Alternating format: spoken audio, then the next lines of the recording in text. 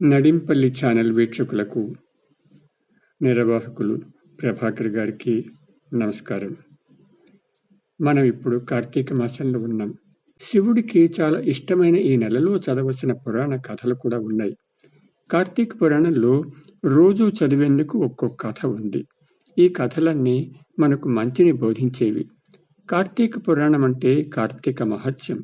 ఈ నెలలో కొందరు భక్తులు నిత్యం ఈ పురాణంలోని కథలు చదువుతుంటారు. ప్రతిరోజు ఆ రోజుకు సంబంధించిన ఒక పురాణ కథ ఉంటుంది. అన్ని కథలు ఒకే రోజు కూడా చదవచ్చు. అలా చదవడం వీలు కాని వారు రోజుకో కథ కూడా చదువుకోవచ్చు. ఏమేం కథలు ఉన్నాయో చూద్దాం.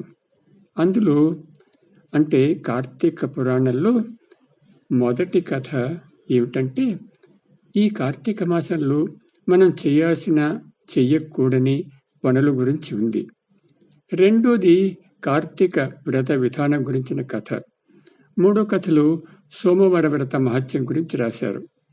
ఒక కుక్క ఎలా స్వర్గానికి వెళ్ళిందో ఈ కథలో ఉంది. నాలుగోది కార్తీక స్నాన మహిమ. ఐదోది కార్తీక దీప మహిమ. కార్తీక మాసంలో ఏదైనా తోటలో వనభోజనాలు చేస్తారు. వనభోజనం ఎందుకు చెయ్యాలో దాని ప్రత్యేకత ఏమిటో 6వ కథలో చెప్పారు. ఒక ఎలుకకు కిరాతకులకు పుణ్యలోక గతి ఎలా ప్రాప్తించిందో కూడా ఇందులో ఉంది. 7వ కథ దీపదానం, దాని మహిమ. లోభంతో ఉన్న ఒక వృద్ధురాలి కథ ఇది. 8వ కథ హరిహరులను ఎలా పూజించాలి అనేది చెప్తుంది. 9వ కథ నామ సంకీర్తన విశేషం, అజామిలుడి కథ అది.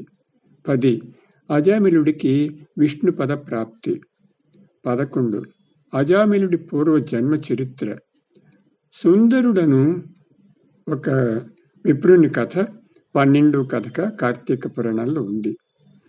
ఈ సుందరుని కథ చదివితే శ్రవణ ఫలం కూడా కలుగుతుంది.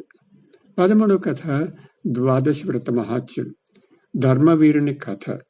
ఉపనయనం విశేషం, కన్యాదాన ఫలం, సువీరుని కథ దీనిలో ఉన్నాయి. 15 ఋషోత్సర్గం, ఆబోతును అచ్చుపోసి విడవడం. 16 దీపమాలిక అర్పణ ప్రభావం, దీపాన్ని ఎగతోస్తే కలిగే ఫలితం, అది ఒక ఎలుక కథ. స్తంభదీప ప్రభావం 17వ కథ. దీపస్తంభం బ్రాహ్మణుడైన కథ అది. 18 ఆత్మ విచారణం, మోక్షప్రాప్తి. 19 కర్మములు వాని ఫలములు. 20 చాతుర్మాస్య వ్రత మహిమ. 21 పురంజయుని కథ. 22 కాంభోజరాజు పురంజయుల తీవ్ర యుద్ధం గురించి సంబంధించిందనమాట. 23వ కథ ఏంటంటే పురంజయుని విష్ణు భక్తి. 24 పురంజయుని కార్తీక వ్రతం. 25 అంబరీషుని కథ. 26వ కథ అంబరీషుని జలపారణ, దూర్వాసుని కోపం. 27 విష్ణువు దూర్వాసుల వివాదం. 28 అంబరీషుడు దూర్వాసుని కాపాడుట. 29వ కథ ఏమిటంటే సుదర్శనుడు అంబరీషుల సంవాదం. 30వ కథ ఏంటంటే భక్తి పరీక్షలో అంబరీష విజయం. 31 పోలీస్ వర్గం. 32వ కథ అదే, ఇది చివరి కథ, కార్తీక మాస వ్రతం ఫలం. ఇవి కార్తీక పురాణంలో ఉన్న కథల పేర్లు. నమస్కారం.